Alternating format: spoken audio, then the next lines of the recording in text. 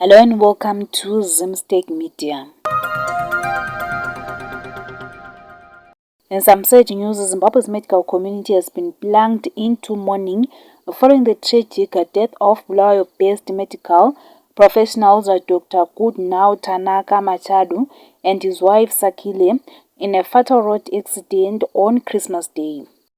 The news of the young couple's passing has spread rapidly on social media, with colleagues, friends and former classmates sharing heartfelt tributes and messages of condolence.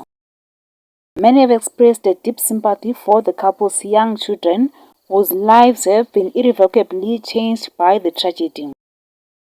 Dr. Machadu, who previously worked for the Ministry of Health and the Bulawayo Medical Group before co-founding Lady Koleta Private Hospital in Plumtree, Matabeleland South Province. Through Meds Incorporated, he and his partners played a key role in transforming healthcare services in the border town. Images of the wreckage showing the couple's vehicle badly damaged and wrapped around a tree have circulated widely online, prompting speculation that the car may have been traveling at a very high speed. May their souls rest in peace. For more stories, please do like and subscribe.